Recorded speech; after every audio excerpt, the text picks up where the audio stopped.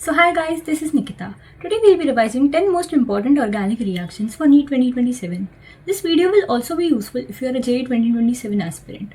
So without further ado, let's begin. The first reaction that we are going to revise today is the Wurtz reaction. In the Wurtz reaction, an alkyl halide reacts with sodium metal to form a hydrocarbon with double the number of carbon atoms. Now as you can see, the general reaction is given below. Two molecules of alkyl halide reacts with two molecules of sodium metal to form a hydrocarbon with double the number of carbon atoms. And now this is the short trick to remember this reaction, that an alkyl halide gives a hydrocarbon with double the number of carbon atoms.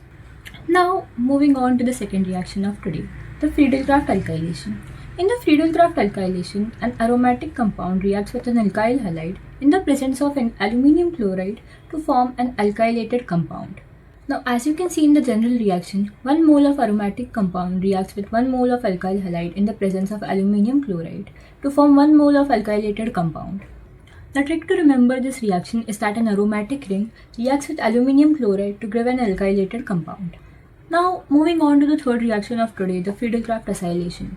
This reaction is quite similar to the second reaction. In this reaction, the aromatic compounds react with an acyl chloride in the presence of aluminium chloride to give aromatic acyl chloride and HCl. The trick for remembering this reaction is that an aromatic ring gives an aromatic acyl chloride. Now moving on to the fourth and the most important reaction of today, the Kolbe-Schmitt reaction. In this reaction, phenol is treated with sodium hydroxide and carbon dioxide. After the treatment with sodium hydroxide, phenoxide ion is formed, on which CO2 attacks and electrophilic aromatic substitution takes place. Now, after the acidification of the formed product, salicylic acid is formed. The trick to remember this reaction is that phenol gets converted into aromatic hydroxy acids or salicylic acid. Now moving on to the fifth reaction of today, the Riemer-Tiemann reaction. This reaction is again quite similar to the fourth reaction, but different products are formed. Now in this reaction, phenol gets treated with chloroform and sodium hydroxide and salicylaldehyde is obtained as a product. Two types of products are obtained. One is an orthosubstituted product and one is a parasubstituted product. The orthosubstituted product is the major one because of the presence of hydrogen bonding. Now the trick to remember this reaction is phenol gets converted into orthohydroxybenzaldehydes. Now moving on to the sixth reaction of today, the Williamson ether synthesis. An alkoxide reacts with an alkyl halide to form an ether. Now this reaction takes place via the SN2 method. Therefore the rate of reaction will be the greatest for 1 degree carbocation and then 2 degree and then 3 degree carbocation. Now moving on to the seventh reaction, the Gabriel thalamide synthesis. In this reaction, a primary alkyl halide is converted into a primary amine with the help of the thalamide ion. In this reaction, the over-alkylation of ammonia is avoided and therefore a primary amine is obtained. Now the trick to remember this reaction is that thalamide gets converted into 1 degree amine.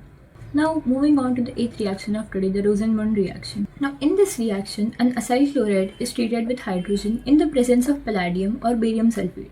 Along with these, small amount of poisons are used like guanylene or sulfur, which prevent the over-oxidation to primary alcohols. The products formed are an aldehyde and hydrochloric acid. The trick to remember this reaction is that acyl chloride forms an aldehyde. Now moving on to the ninth reaction of today, the diazotization reaction. This reaction is quite important from a board's perspective as well.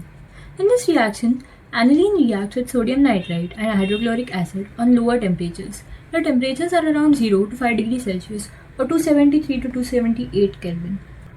Now this leads to the formation of benzene diazonium chloride, which is a very important compound in organic chemistry, along with sodium chloride and water. The trick to remember this reaction is that aniline forms the benzene diazonium chloride. Now moving on to the last reaction of today, the carbylamine reaction. In this reaction, primary amines, both aromatic and aliphatic, reacts with chloroform and alcoholic KOH under warm conditions to form an isocyanide or a carbylamine. Now this is characterized by a foul or unpleasant smell, and it is used to distinguish between 1 degree, 2 degree and 3 degree amines. The trick to remember this reaction is that 1 degree amines react with chloroform to give isocyanides. So that was it for today guys. Thank you for watching this lecture. If this lecture helped you in any form, don't forget to like, share, subscribe. I'll see you guys in the next video. Till then, bye bye and study well.